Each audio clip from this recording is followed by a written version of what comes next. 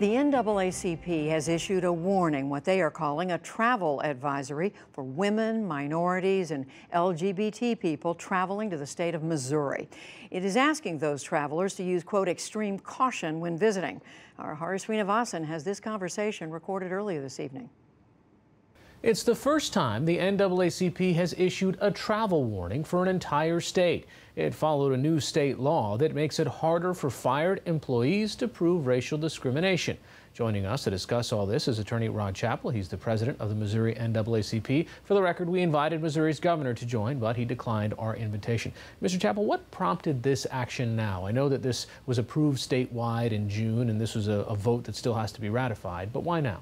What led to the travel advisory are a couple of things. One, the recognition that there were widespread civil rights violations that were occurring in the state of Missouri, and that those were not properly being addressed by local or state authorities. And that was compounded by the fact that Senate Bill 43 was signed into law. It will affect people in the workplace, people searching for housing, as well as just in general public experience. It changes the standard that discrimination must be proved to, as well as gives immunity to individuals who discriminate and harass against others.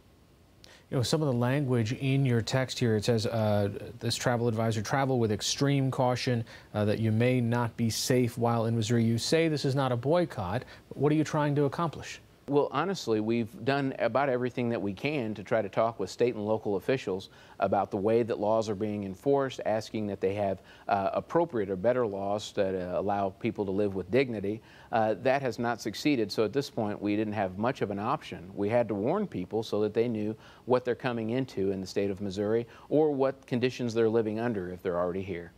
Well, what about the notion that this is just trying to cut back on frivolous lawsuits? That was one of the rationale given when this was proposed.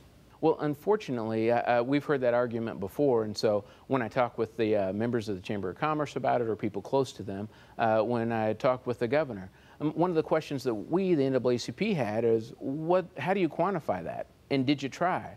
There are no numbers that they have for what they say are these frivolous lawsuits. They have a hard time trying to identify businesses that will come forward and say that they had them. What they do have is a senator who got sued for discrimination in one of his rent-to-own stores in southeast Missouri who introduced this legislation, and he talked about frivolous lawsuits. But other than one person who would like to keep himself or his stores from being sued for discriminatory conduct, we haven't heard from a single individual or business that's advocated for Senate Bill 43.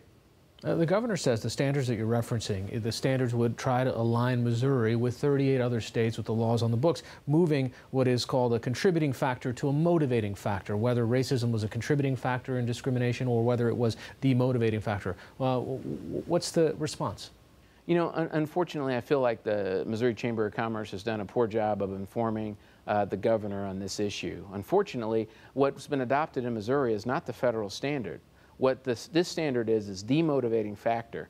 That means that it is and I can tell you my mother's a professor.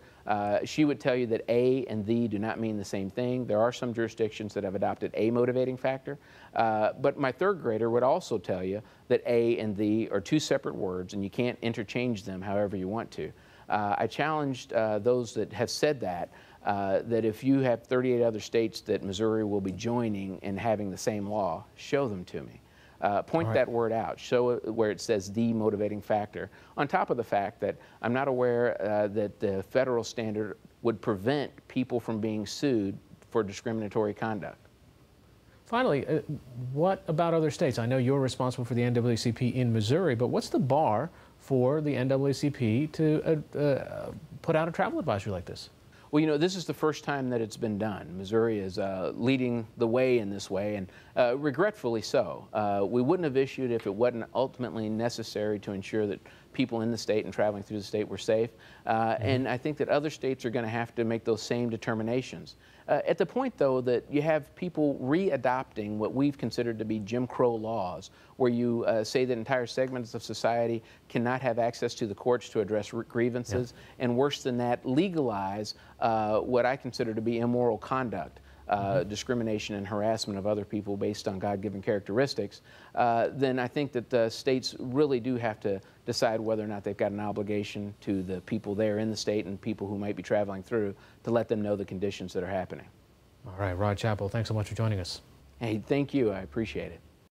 And we have this development to add. Late today, the St. Louis County NAACP released a statement calling on the national organization to revoke the advisory for Missouri. And I'm quoting, the statement says, "We suggest that if the NAACP does not rescind their advisory immediately, then they should add it to the other 38 states with similar laws as well."